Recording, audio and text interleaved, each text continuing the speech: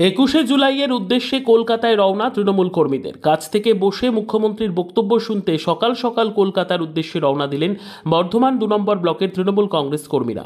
বৈকুণ্ঠপুর 1 অঞ্চল তৃণমূল কংগ্রেসের পক্ষ থেকে শহীদের প্রতি শ্রদ্ধা জানিয়ে বৈকুণ্ঠপুর 1 নম্বর অঞ্চল এলাকা থেকে 15টি বাস ও বেশ কয়েকটি ছোট গাড়ি করে ও গাংপুর স্টেশন থেকে তৃণমূল কংগ্রেসের কর্মীরা ধর্মতলার উদ্দেশ্যে রওনা দেন বলে জানান বর্ধমান 2 ব্লকের যুব সভাপতি সৌভিক পান ও বৈকুণ্ঠপুর 1 অঞ্চল সভাপতি আজাদ রহমান। সৌভিক পান বলেন, বর্ধমান 2 নম্বর ব্লকের বৈকুণ্ঠপুর 1 অঞ্চল থেকে প্রায় 15টি বাস এবং কলকাতার উদ্দেশ্যে রওনা দিয়েছে।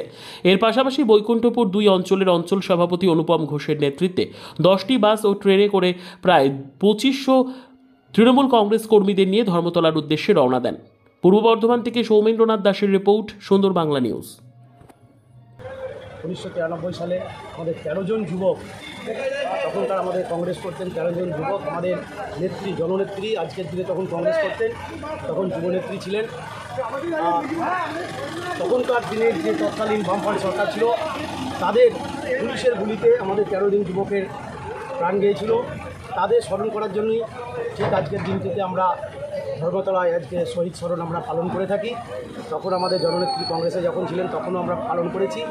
এখন আমাদের জননেত্রী তৃণমূল কংগ্রেসের সুপ্রিমো, উনি সেই দিনটিকে স্মরণ করেন এবং শহীদদের সম্মান জানান। আজকে আমরা বৈকুণ্ঠপুর 1 নম্বর অঞ্চল থেকে আমরা বহু সংখ্যক কর্মী সমর্থক নিয়ে আমরা কলকাতার উদ্দেশ্যে রওনা দিই। কতগুলো বাস যাচ্ছে, কত কর্মী সমর্থক যাচ্ছে? 15টা বাস যাচ্ছে। অলরেডি আমাদের 4-5টা বাস চলে গেছে, আমাদের 10টা বাস এখন রয়েছে। আমাদের ব্লকের যুব সভাপতি আমার সঙ্গী আছেন, উনি যাবেন আমার সঙ্গী, আমরা একসঙ্গেই যাব। আমরা সেগুলো পরিদর্শন করব যে কীভাবে তাদের যাচ্ছে এবং দেখাশোনাটা আমরা করে নিচ্ছি।